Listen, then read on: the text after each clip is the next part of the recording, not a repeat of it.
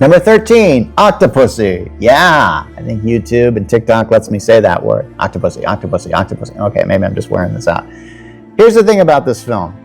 There's a scene where Bond sleeps with the lady because he's Bond, and she's got this weird tattoo on the back, and he goes like, "What's that?" And she goes, "That's my little Octopussy." And there's this expression on Roger Moore's face that I just kind of goes like, he's kind of going like, what the heck am I into now? And this was like a second to the last film, actually.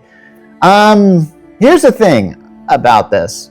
Octopussy was the first James Bond film I ever saw. I remember going to the theater, not knowing who James Bond is, not knowing that there were 12 other films in front of this. By the way, this is the 13th Bond film, and it ends up being 13 on this list. Coincidence?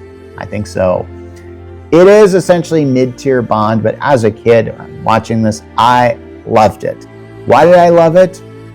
The opening scene. Now, this is one of those times, like when I was talking about For Your Eyes Only, when I did the Wikipedia summary to make sure I had all the plot elements on there, and I was looking in the For Your Eyes Only Wikipedia summary, they don't even discuss the opening scene. And I think in Octopussy, it's the same thing. They don't even discuss it. And, yeah, the opening scene in Octopussy doesn't make a lot of sense, but it has the coolest thing in the world. There's like a horse trailer, and then the horse lifts its rear end up, and a plane comes out. And then Bond flies the plane, he gets tracked by a missile, and he uses the missile to destroy the enemy base.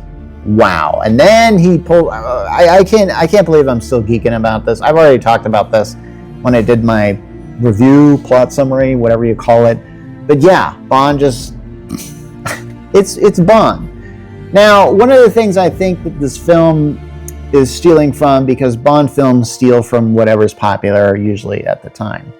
There's a lot of Indiana Jones in this film. Maybe it's because he goes to India and it's a very exotic location, for lack of a better term, that he goes in the jungle and does all this stuff. And there's a scene where a lot of people are chasing after him that reminds me of the opening of Raiders of the Lost Ark. And I think that's what they were going for.